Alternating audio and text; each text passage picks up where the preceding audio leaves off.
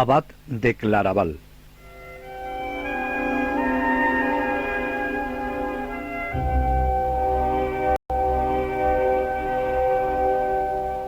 La llegada de Bernardo y sus compañeros al Císter abrió para el monasterio de Citeaux una era de prosperidad, porque no sólo ingresó el numeroso y selecto grupo que acompañó a Bernardo, sino que otros muchos nobles soñaban con imitarlos y continuó una constante y numerosa afluencia de aspirantes. Semana tras semana solicitaban nuevos ingresos, y el abad, Esteban Harding, aceptaba nuevos novicios, entre los que figuraban hijos de cruzados con espíritu de cruzados, hombres sabios y de noble cuna, y también hombres ignorantes y humildísimos que procedían de los más pobres estratos de la sociedad medieval, porque todos eran llamados por Cristo para emprender esta nueva cruzada en su seguimiento. Para poder albergar en el monasterio a tantos monjes y novicios, había que pensar en tomar una solución. El abad Esteban fue solicitado por los señores del país a establecer, no lejos de Châlons, un monasterio cisterciense. Así surge la primera fundación al sur, hija del Císter, llamada La Ferté-sur-Grosne, en la diócesis de Châlons-sur-Saône. Eligió a 12 monjes y puso al frente como abad a Beltrán, uno de los monjes que de Molesnes llegaron con Roberto, Alberico y Esteban para la fundación de Citeaux, y se destacaba por su piedad y experiencia. Partió Beltrán llevando la cruz, y le seguían los 12 monjes como una evocación de Cristo y sus discípulos. Como los postulantes seguían afluyendo, tuvo que pensar en una segunda fundación, la de Pontigny, en la diócesis de Auxerre, entre Borgoña y Champagne. Eligió otros 12 monjes, y puso al frente como abad a Hugo de Mâcon, el amigo más íntimo de Bernardo, elevado después a obispo en la misma diócesis.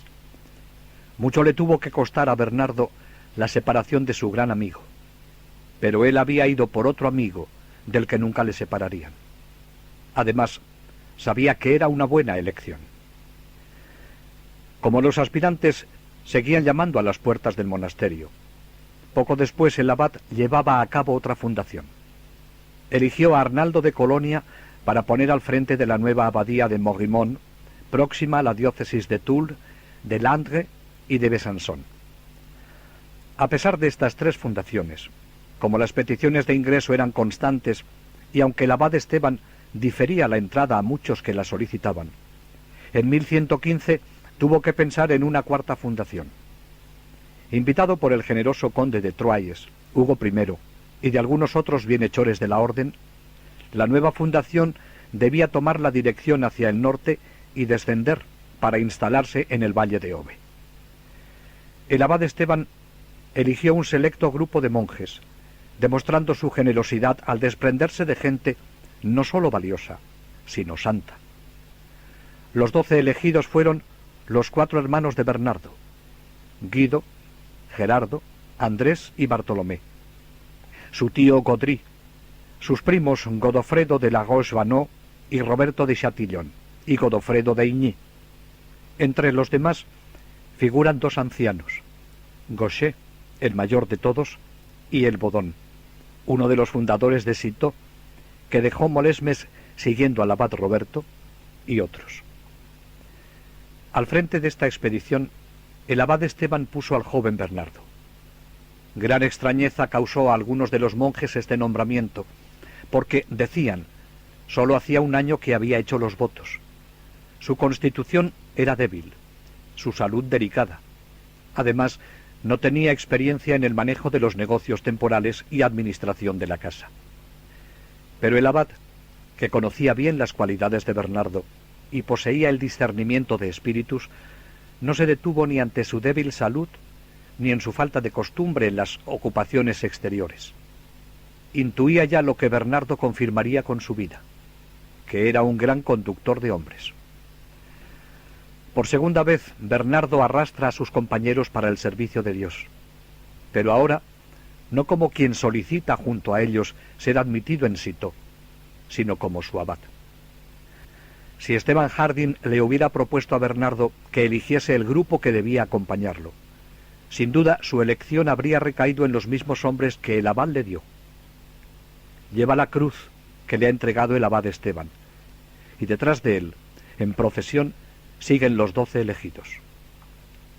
Después de 2 jornadas de camino, los peregrinos que representaban por su número el colegio apostólico junto a Jesús, penetraron el valle de Obe, un valle de 200 metros de ancho y 1000 de largo, entre 2 colinas cubiertas de bosque. Se llama Valle del Absento, a causa de esta planta que allí se encuentra en abundancia entre las piedras y las malezas. Se decía que aquel lugar había sido utilizado como cuevas de ladrones. Está orientado de tal modo que la claridad del día se mantiene largo tiempo. El abad lo llamará Valle Claro, Claraval. El lugar no pudo menos de agradar a los austeros monjes, amantes de la soledad y alejados del mundo. Este sitio estaba destinado a ser célebre por su abad Bernardo, por los santos que allí vivieron, por sus vidas y por el Dios que allí encontrarían. Claraval y Bernardo serán señales de una misma realidad, de esa gran renovación de vida mística propia del siglo XII. El 25 de junio de 1115, Bernardo se detiene en medio del claro valle, planta su cruz de abad y traza las líneas de la capilla, del cementerio y del claustro. A partir del día siguiente, comienza la roturación del terreno. Serán necesarias varias semanas para elevar las cabañas provisionales del claustro, de la capilla y de la hospedería. Duro trabajo para aquel puñado de hombres, ya que deben subir a las colinas y bajar los árboles que han derribado para la construcción. Bernardo nombra como prior a Gauchet, el más veterano del grupo. 2 de sus hermanos le ayudaron de una forma muy eficaz en todo lo relativo a la administración. Gerardo se ocupaba de los trabajos de los campos, del reparto de las tareas entre los monjes de la abadía y los conversos de las granjas. Guido administraba el dinero. Pronto se darían cuenta de que esto les proporcionaba mucho trabajo y gran preocupación, ya que entre los 2 se encargaban de todo lo temporal en el convento. Andrés le encargó de la portería y a Bartolomé le confió la sacristía. A cada uno le fue dando su responsabilidad. Bernardo pronto se dará cuenta de lo mucho que le ayuda para el gobierno el estar respaldado por tan buenos hermanos y compañeros, todos con el mismo ideal.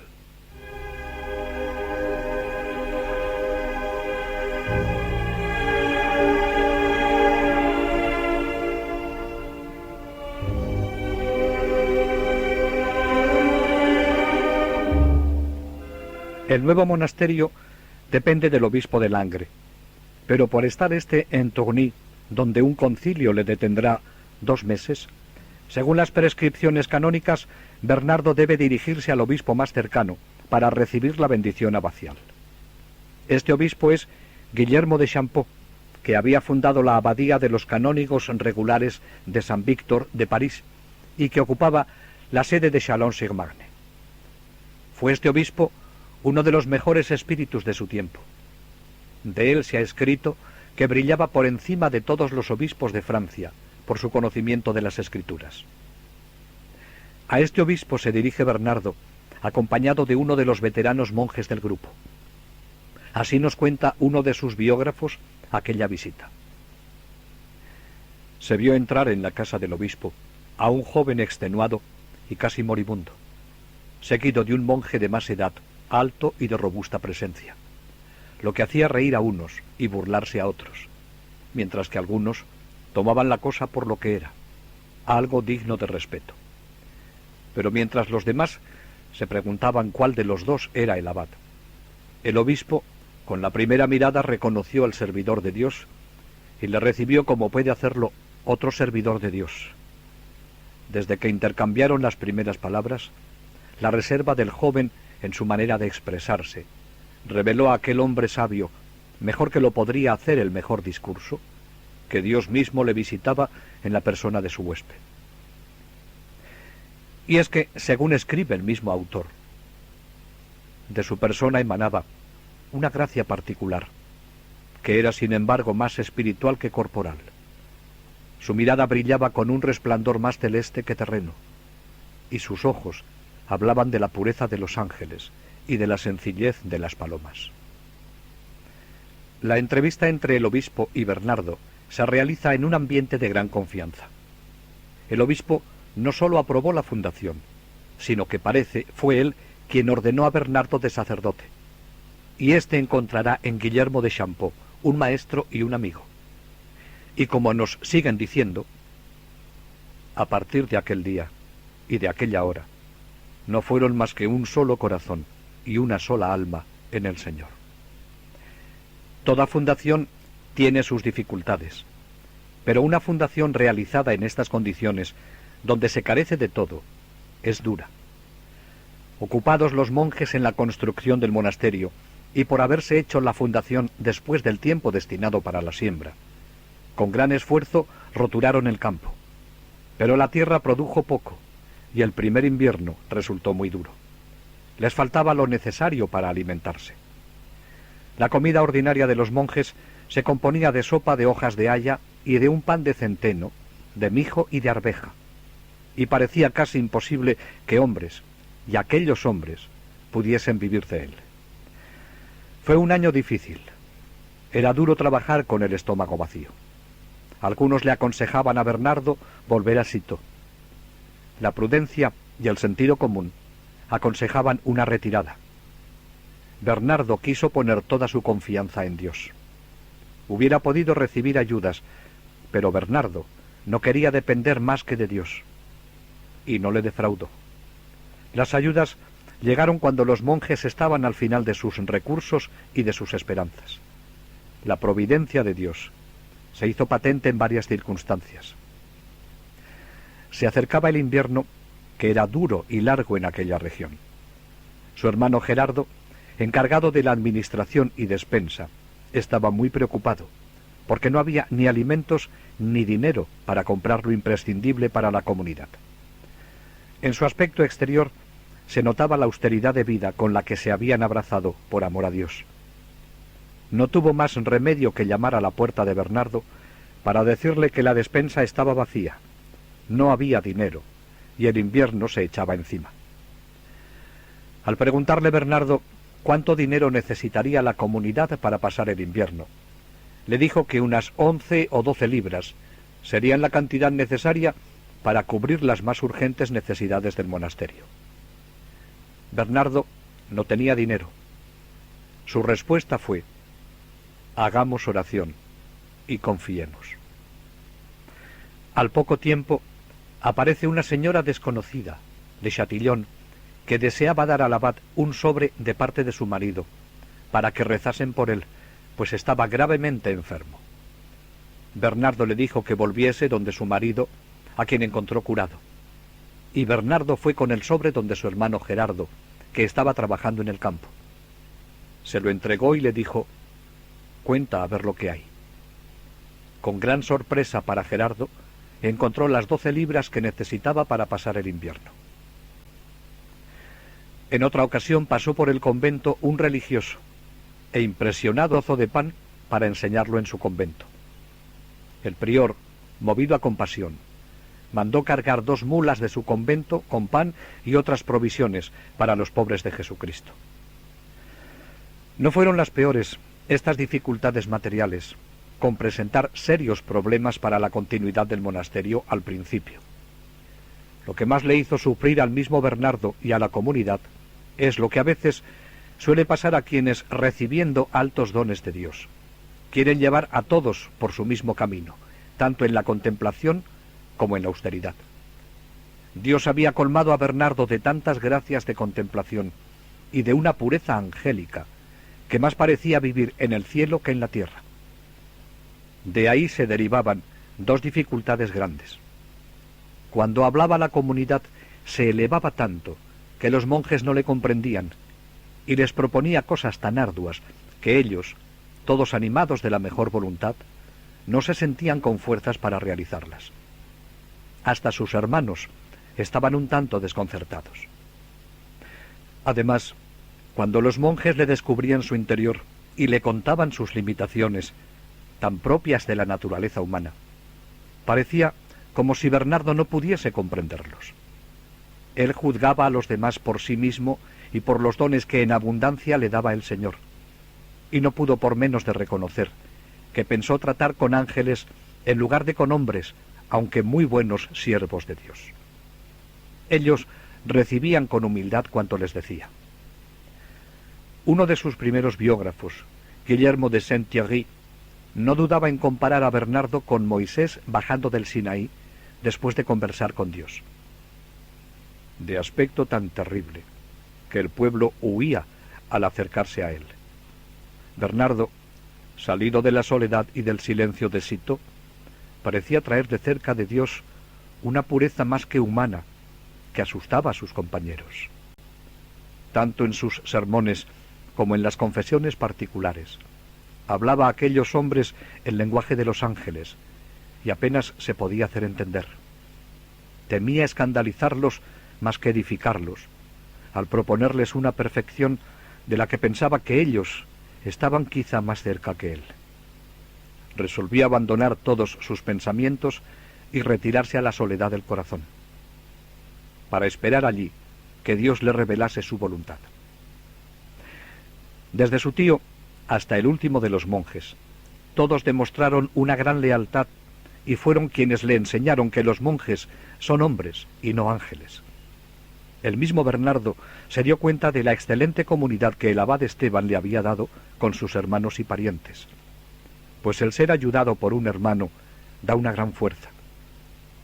Les estaba pidiendo demasiado, pero por eso no cayó en el otro extremo de una indiscreta condescendencia. Siguió pensando que quien poco siembra, poco cosecha, y que como miembros de una cabeza coronada de espinas, hay que entregarse con valentía, aunque sin exageración. Pudo caer en otro error. Al ver que no le entendían cuando les predicaba, pensó sería mejor callarse. Un sueño puso fin a sus dudas. Un niño que estaba cerca de él le mandaba con gran autoridad predicar con confianza todo lo que le llegase a los labios, pues no sería él quien hablase, sino el Espíritu de Dios hablaría en él. Y desde entonces, en sus pláticas y sermones se expresó con tanta dulzura, gracia y autoridad, que acomodaba sus discursos a toda clase de personas, tanto a los sabios como a los ignorantes.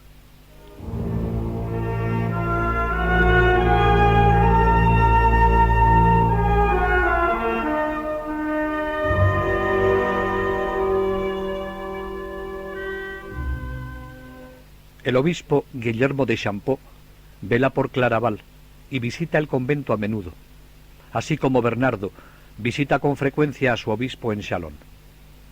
Con razón puede decir el obispo que Claraval era como la casa del obispo, y toda la ciudad era la casa de Bernardo y de sus monjes. El obispo de Châlons aprueba la obra de su amigo de todas las maneras posibles, tanto por las ayudas que discretamente suscita para la nueva abadía, como por su reputación. Su biógrafo nos dice que de este gran obispo se aprende a recibir a Bernardo y a reverenciarlo como al ángel de Dios, hasta tal punto que parece que este hombre, que tenía tan gran autoridad, presentaba en Bernardo la gracia hecha a su siglo, y así tomó tanta afección por aquel humilde monje desconocido. El obispo lleva a Bernardo a las escuelas de su ciudad, donde aparece otra vez el Bernardo que sabe arrastrar detrás de sí. Así va a reunir un buen número de aspirantes. Al mismo tiempo, la abadía agranda sus dominios. Las construcciones de piedra han sustituido rápidamente a las cabañas de madera de los comienzos.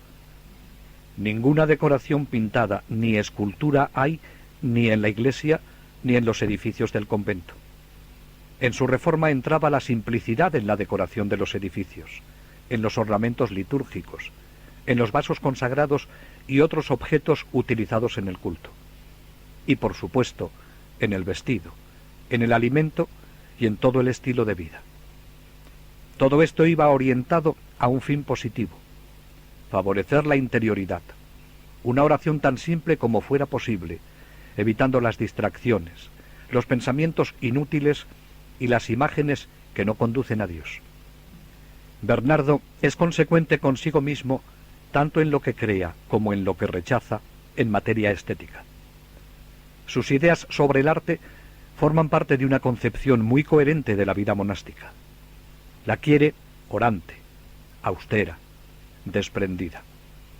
A partir de su conversión, y después bajo la influencia de su primera actividad reformadora y de su obra escrita, la vida cisterciense va a estar marcada por una simplicidad y una forma de belleza que le fueron propias. En este tiempo también se hacen mejoras en el campo, pero pasarán 10 años antes de que sea capaz de dar de qué vivir a la comunidad. El cargo de gobierno, el ejercicio prolongado de la oración y las severas mortificaciones que se impone eran más que suficientes para terminar con la naturaleza más robusta, cuanto más con una delicada, ya minada antes de tiempo por indiscretas penitencias. El precepto que a menudo repite a los novicios, que el monje debe dejar a la puerta el cuerpo que trae del siglo, lo observa él mismo con el rigor más extremo, en la vigilia y en el ayuno. Estaba completamente agotado y llevaba un cilicio que no se lo quitó hasta que la comunidad se dio cuenta. Entonces se lo quitó, pues era un hombre totalmente ajeno a las singularidades o a llamar la atención. Decía que el que hace lo que nadie hace se atrae la admiración de todos. Esto es de lo que un monje debe huir por encima de todo. Por eso no tenía otro consejo para los demás que el que él mismo seguía, la estricta observancia de la regla común. Bernardo cayó enfermo, y una enfermedad mal cuidada amenazaba ponerle en peligro. Estaba extenuado. Su estómago no retenía nada. Lo que se desprende de las palabras del mismo Bernardo es que está sobrecargado de trabajo. No duerme suficientemente.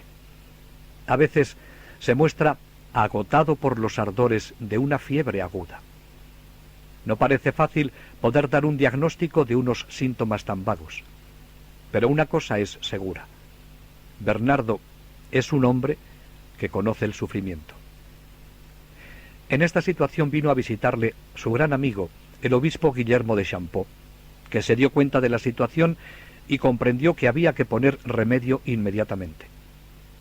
Dejarlo a la discreción de Bernardo o al cuidado de los monjes era poco menos que no hacer nada, por más que éstos quisieran entrañablemente a su padre y éste fuese prudentísimo. El obispo se dirige a Citeaux y suplica a Esteban Harding que le confíe a Bernardo durante un año para curarlo. El abad, que conoce al obispo y sabe su sincero interés por Bernardo, acoge su petición y ordena a Bernardo obedecer a todo cuanto el obispo le mande. A su regreso fue a Claraval, dispensó a Bernardo de todas las prescripciones de la regla, lo liberó por un año del cargo de abad y mandó construir a unos 400 metros de la capilla una celdilla o cabaña aislada, a donde no llegase el ruido del trabajo manual, el eco de la salmodia, ni el rumor de las preces conventuales. Trasladado allí, lo confiaron a un médico. Era en realidad solo un charlatán, y sus infames remedios fueron causa imprevista para Bernardo de penitencia supletoria. A pesar de su celebridad, no terminó con él de milagro. El tratamiento a que le sometió fue para Bernardo un manantial de sufrimientos a veces más vivos y crueles que la misma enfermedad. El enfermo jamás perdió la serenidad y obedeció a cuanto le mandaban. Su organismo, ya muy quebrantado por los excesos de su noviciado, terminó de estropearse y ya nunca se restableció su salud. En esta cabaña lo encontrará por primera vez Guillermo, abad de Saint-Thierry, cerca de Reims, un monasterio benedictino dependiente de Cluny. Es un eminente teólogo al mismo tiempo que un escritor de gran talento. Con otro abad amigo suyo, decidió ir a Claraval a ver al santo del que todos hablan y del que quedará fascinado. El que será su biógrafo nos dice que encuentra a Bernardo en su ermita. Por obediencia, según las prescripciones del obispo de Chalon y de los abades de la orden, descargado del cuidado de todo gobierno, tanto exterior como interior, no teniendo más ocupación que Dios y su alma, y exultante como entre las delicias del paraíso. Entré en aquella habitación real y contemplé la estancia y a su ocupante. Toma Dios por testigo que me sentí penetrado de una reverencia tan grande, como si hubiese subido al altar de Dios, a la vez que experimentaba tal dulzor cerca de aquel hombre, y tal deseo de compartir su pobreza y sencillez de su habitación, que si la elección me hubiese sido concedida, no deseaba más que permanecer para siempre con él para servirle. El otro abad se volvió a su monasterio, pero Guillermo de Saint-Thierry permaneció algunos días con Bernardo. De él dirá Bernardo: solo el Señor, que nos ha dado este amor, sabe cuánto me ama y cuánto le amo yo. ¿Qué más puedo decir sino que le amo más que a mí mismo, pues no dudo que es mejor que yo, pero que le amo menos de lo que digo, porque valgo menos que él? Cuando más tarde este abad escriba la biografía de su maestro y amigo, recordará esta época en la que le conoció como la Edad de Oro de Claraval, y hace una exposición de la impresión que le producía el monasterio y sus moradores. Todos trabajaban, y cada uno era asiduo a la tarea que le había sido encomendada. En pleno día existía el silencio de la noche, y cuando se llegaba a este valle, no se oían más que el rumor del trabajo o las alabanzas a Dios, si los hermanos estaban ocupados en cantarlas. La práctica del silencio y la gran reputación de esta práctica inspiraba a las gentes del mundo que venían a visitar estos lugares tal sentimiento de reverencia que temían pronunciar palabras, no digo incongruentes u ociosas, sino simplemente que hubiesen estado fuera de sitio en este lugar. Esta soledad, hundida en espesos bosques y encerrada en su desfiladero de colinas, donde los servidores de Dios se encerraban, representa de algún modo la gruta en la que nuestro Santo Padre, San Benito, fue descubierto un día por los pastores. También parecen haber escogido el mismo género de retiro que aquel de quien imitaban la vida. En efecto, su gran número no impedía que estuviesen en soledad. La caridad, por su regla bien ordenada, hacía de este valle lleno de hombres un desierto para cada uno de ellos. Pues del mismo modo que un hombre desordenado, cuando está solo, es para sí mismo una multitud, el orden mismo, por la unidad espiritual, la regla del silencio observada por una multitud, asegura a cada uno la soledad del corazón. Esta era la ilustre escuela de la sabiduría cristiana, dirigida por el abad Bernardo. Este era el fervor y santa disciplina que practicaban en aquel claro y querido valle, dedicando al Señor un misterioso tabernáculo conforme al modelo que Dios le había mostrado. Y ojalá que, acostumbrado a ser tan prudente con los hombres, hubiese sido más suave y cuidadoso consigo mismo. Bienaventurada soledad, única felicidad, era la palabra que Bernardo aconsejaba y vivía, y era una soledad de la que disfrutaría tanto cuando se encontraba solo como cuando se encontraba en plena actividad, ya que sabía liberarse de lo que le impedía ser él mismo. Uno de sus primeros biógrafos nos dice que, en medio de las asambleas más agitadas, en el momento en que el tema debatido no atraía su atención, Bernardo se recluía en su alma con la más completa facilidad, disfrutando así de la soledad que llevaba consigo a todas partes, y ya no oía nada, no veía nada fuera de sí mismo. Y otro explica: pero no estaba solo, estaba Dios con él, y la custodia y el consuelo de los santos ángeles, lo que ha sido demostrado por indicios manifiestos. Terminado el plazo que el obispo con tanto interés le había impuesto para cuidar su salud, grande fue la alegría de los monjes cuando Bernardo volvió a encargarse de sus tareas como abad.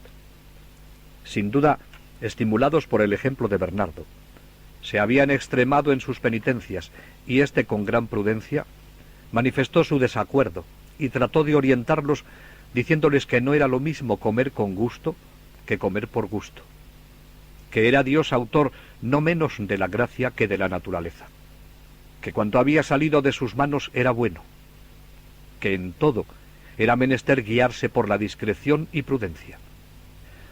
El mismo obispo aprobó esta forma de proceder de Bernardo, y Bernardo dio gracias a Dios de que no hubiera otra cosa que reformar en su monasterio sino estos excesos de fervor e indiscretas penitencias.